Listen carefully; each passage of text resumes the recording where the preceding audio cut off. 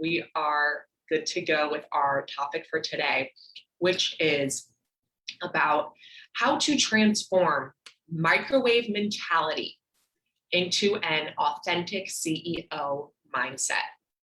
So if you are live on Zoom or on Facebook, say hey in the comments. If you are watching the replay, say hello. You could say hashtag replay, just let us know that you are here. And of course, just like the usual, if you have questions or comments, you could type them in the chat. And if you are watching the replay, type them in the chat as well, and I will get back to you later. Let's dive in with this topic. I want to start off by talking about what is microwave mentality? What are we talking about here when we say microwave mentality? Oh, hey, Anne-Marie, so glad you're here live. So microwave mentality is the cultural mindset that things should happen instantly. So instant gratification. Think about the microwave. You put something in the microwave, it pops right out, it heats it up. And we've had such great technological advancements in our society, right? I mean, we have these phones, like, it's amazing what you can do. You need something, you click it in and poof, it appears. You want to order food. I mean, now I'm sure so many people are ordering groceries online. We don't even have to go to the grocery store anymore. You have 24/7 CVS. Things are very instantaneous, which has benefited us in so many ways. I'm sure many of you are probably very grateful for the technology that we have. But in other ways, it's created this mentality that this is the norm with everything in our life, that things should happen instantaneously. It's like planting seeds and expecting flowers to bloom right away. And for those of you watching now or watching the replay, feel free, if you want to type in the chat, maybe your experience or your observations that you've seen with this microwave mentality. And to start off, I'm going to start with my story experiencing this, and then we're going to talk about some of the symptoms of microwave mentality, how that impacts us as leaders and entrepreneurs. And then we're going to talk about how to make 3 simple mindset shifts. So busting a common habit that comes from microwave mentality and how to shift that into a new mentality, a new belief that supports you as a CEO. So that's what we're going to be doing today. So I experienced microwave mentality in a very big way when I took the leap to start my own business. And this is also common with my clients who come from corporate. They're very successful in a corporate job. They're used to getting praise, achieving all of that stuff. And then they switch to starting their own business. And it's a very different game. And I'm not saying that success is instantaneous in a corporate job either, but it can be a bit of a shock where you go from a job where you're getting your paycheck regularly, like the expectations are very clear, you're getting praises, you're getting promotions, to then starting something from scratch. And it's like, oh my gosh, like, what's happening? Am I doing something wrong? And for me, when I made the transition to full-time entrepreneurship, I put so much pressure on myself. I had these very high expectations of what I should be achieving, feeling like I had to prove myself for making this choice. And I really, to put it honestly, I really sabotaged my joy when I first made this transition. Like this, I think it should be a time that's very joyful. Like, you're obviously with challenges, but there's a joy in having that freedom and being able to do your own thing.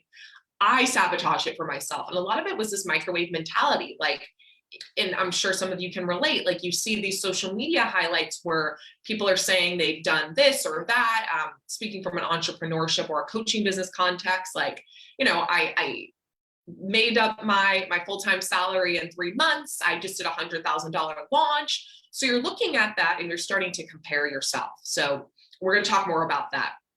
And that was me. And as I've been on my full-time, my business journey, just 3 years now. And as I've gone along this journey, I've come to see that this mentality for what it is, as well as coaching clients through it, and seeing just what it really does to sabotage us. And this type of mentality does not serve us. It is based on a myth. And it's just not true, because as I've gone on my business journey, I've seen that it takes time to build something, and that is normal. And that there will be failures, there will be setbacks on the way, but that is going to help you get to where you want to be in the long term. So, really thinking about things in a long term way. So, I'm going to talk about that more after. So, pausing here. If anyone has anything they want to share about what I just said, feel free to pop it in the comments and share with us what maybe your experiences with microwave mentality have been, or what you've even just observed in our society. So let's talk about the symptoms. I touched on them a little bit, but dive further into what are these symptoms of microwave mentality? How does this sabotage us? First symptom, pressure. Whew, feel like you're in a pressure cooker. You put so much pressure on yourself. So maybe it's that when you go to a networking event, you gotta have a measurable result. You send out a newsletter, gotta have a result. People have to like it. You have to see results. You have to hit a certain number by a certain time. You're just putting pressure on yourself, which I don't know about any of you. When I put a lot of pressure on myself, I'm done for. The pressure will sabotage me no matter what. And we become very kind of controlling as a result. Second, expectations. And these symptoms, they all kind of go together. High unrealistic expectations. We end up having these unrealistic expectations of what we should achieve, what results we should have that just simply aren't realistic. And there's a difference between having an expectation versus having a goal, right? Because you could set this big, beautiful goal for yourself, but with that goal, your self-worth isn't tied into it. It's almost like a target, something to help inform your actions, versus expectations. Your self-worth is very tied up in it. It's very much like you expect this of yourself. And if you don't hit that expectation, you're not good enough, or you're doing something wrong. So unrealistic expectations. Third here, judgment and comparison. We get hard on ourselves, we judge ourselves, we think we're doing something wrong. We're comparing ourselves to others. Our focus is out here instead of right here, which makes us lose focus. And we might start doing things that are really inauthentic and not true to us, just to get results. That's when we look to the shiny expert who's like, oh, if you follow these 7 steps, you're gonna build a 7-figure business in 17 days. And then we do things that maybe it's not really authentic, but we end up compromising ourselves, and not in a terrible way, right? I'm not saying you're compromising yourself and selling your soul to the devil, but just in ways that just aren't authentic to you and why you chose to go on this path to begin with, which is to do it your way. And fourth, the big symptom that derails us as CEOs and leaders from microwave mentality is that it puts the focus on us and our ego instead of our mission. Because I know those of you who are watching this, like, you want to help others, you want to make a difference, you want to lead. But the microwave mentality, when it gets in the way, we start focusing on ourselves. It's all about us rather than about what we're doing. So those are just some symptoms there that you might be able to relate to in probably various ways. Some of it can be very, very subtle, or maybe you're noticing it coming up in a specific area for you. And there's nothing wrong with any of these if you're feeling this way. This is, I think, so normal because it's been kind of ingrained in our society.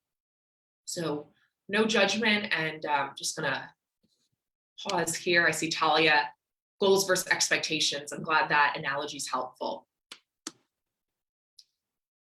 So let's move forward. We're going to talk about how to shift out of microwave mentality. Like, what does that look like? So remembering here, if you see me looking down, just got my little notepad here. So remembering first, you are on your own unique journey.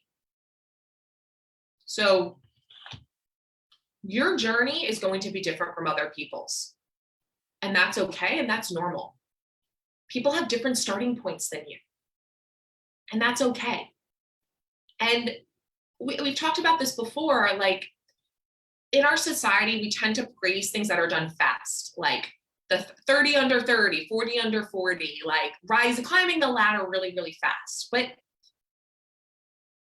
like, if you really look at that, why is fast considered good? Sometimes you need to move maybe slower for things to unfold in a better way for you. And I know there were times in my business and my life where I wanted something to happen like right then. But the fact that it didn't happen then was the best thing that could have happened for me and my business and my life.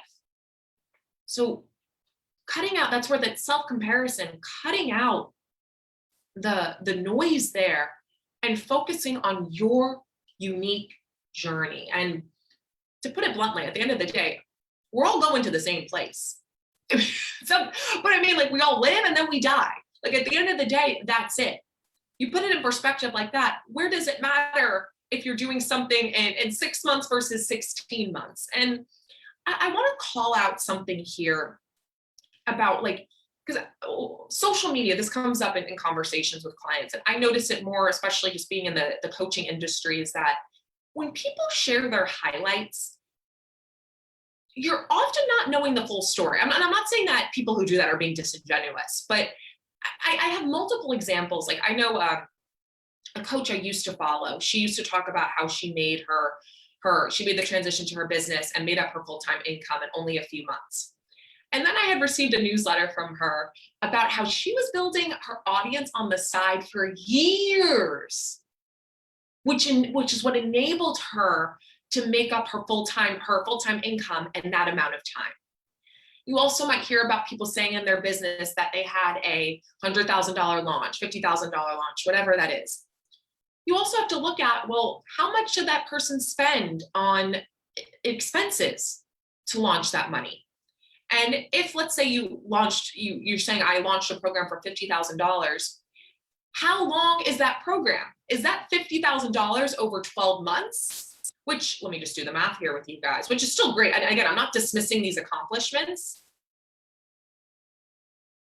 $50,000 divided by 12 is $4,000 a month, which is great. I'm not dismissing any of this.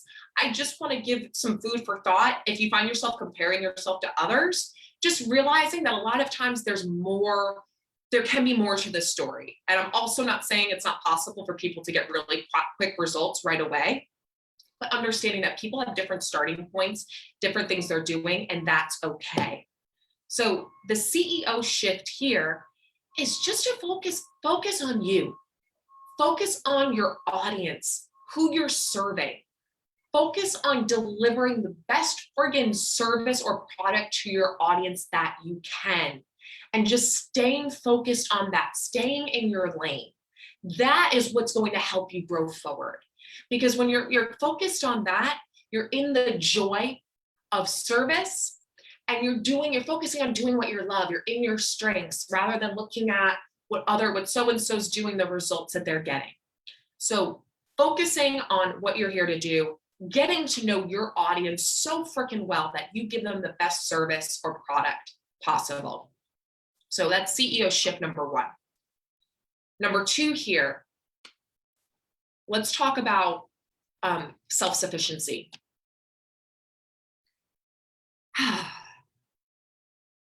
Just pausing here, because self-sufficiency, I feel like that this is something that we think is a good thing. There's something to be said about self-sufficiency and how our society idolizes it. And I'm not saying you should be dependent on others, but it can be too extreme when we're too self-sufficient. And this can kind of connect to microwave mentality, in that, like, there could be an expectation, like, I have to do it myself.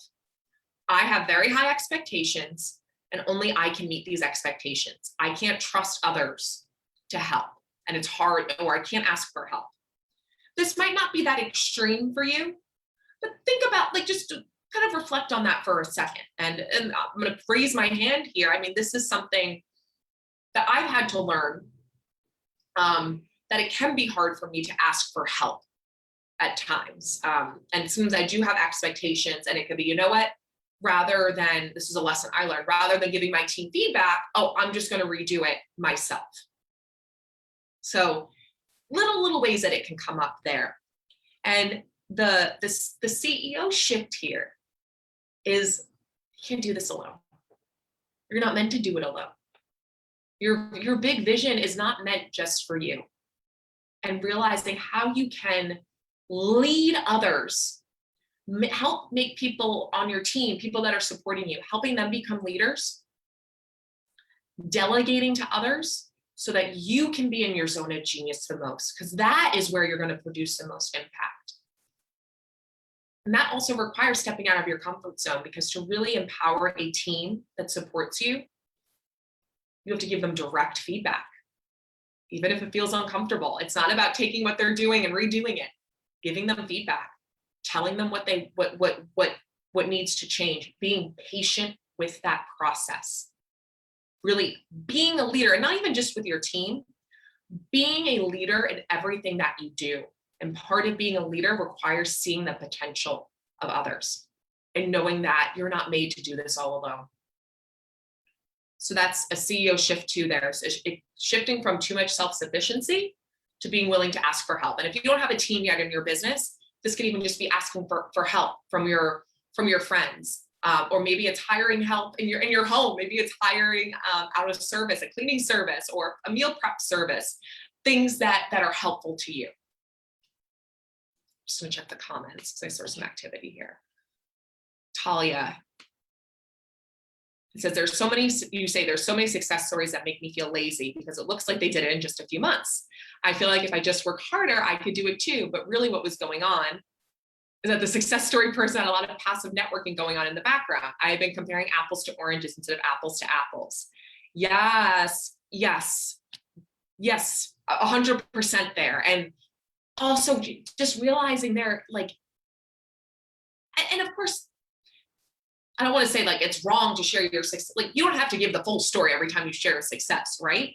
But so it's on us. We have to be responsible to remember like, that's their path. That's great. I'm on my path and it's just as great. And in fact, it's even greater because it's the right path for me. Thank you for sharing that. Okay. My final shift here is revising your expectations and recognizing that with business and with life, there are seasons. There are ebbs and flows. You are being in it for the long-term game. Because a big thing here that I've coached with clients who are on the fence of starting their own business, it's like, well, what am I going to do for income right now? And that's a separate, conversation we can have. But a big changer there is that we start to think about short term, but thinking about your long term. If you make certain choices today, how is that going to impact you 1 year from now, 3 years from now, 5 years from now, 10 years from now? And if we're talking about income, I mean, yeah, maybe I'm going to be honest, your first year of business, like it's very likely you're not going to make the same money that you're making, or second year. It's very likely. Like I'm not saying it's possible. Again, it depends on the circumstances. So it really depends on the circumstances, but I want to say it's normal if you're not making up if you had this beautiful 6-figure salary at your corporate job and you're switching to a business at first, it's normal if you don't make that up in your first or second year. You can, but it's also normal if you don't.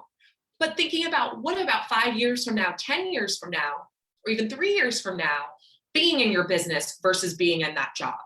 So maybe in the short term, you might dip down, but think about what you're gaining in the long term. So there's a few things here with the CEO shift. Thinking about the long term, because that requires sometimes investing money when maybe we don't want to because we're thinking about that long term. And also realizing like you're not a worker bee. Like if you're running your business, you should not be thinking, I'm going to work 9 to 5 plus 5 days a week for, and then have like 15 days off. Like you should not be operating like that. It's not always going to be consistent. There's going to be times, maybe you're working a lot more in your business. There's going to be times where clients are coming in like crazy. And then there's times where they're not coming in as crazy. And that's normal. And riding those ebbs and flows is going to make you a better CEO rather than trying to do things that aren't authentic based on what you think you should be doing. You're then just creating more resistance rather than riding the flow and embracing the seasons of business and realizing that the ebbs and the flows are part of the whole. So it's not going to be like this. You've probably seen this before, right? It's going to be more like this. And it's a lot of times what going down is what helps you then get that next breakthrough. So that's the final shift there. Embracing the ebbs and the flows and your long-term vision, making choices that support the long term. Okay, that is what I have for you today. So thinking about and looking, this is my takeaway for you. Thinking about reflecting on this conversation and looking at, maybe some ways that I'm buying into microwave mentality. And looking at how can I make a shift here to be the CEO I know I'm meant to be. So maybe you're noticing that you're comparing yourself too much. And maybe you notice, maybe it happens on Instagram. So maybe it's taking a break from Instagram. Or maybe you notice like, I'm not asking for help when I need it. So you're going to commit yourself to ask for help or to give the people that are working for you more direct feedback so that way they can grow rather than doing it yourself. That is my action, my little homework assignment for you to really put this into action. And I'll be putting so I'm going to start a thread in our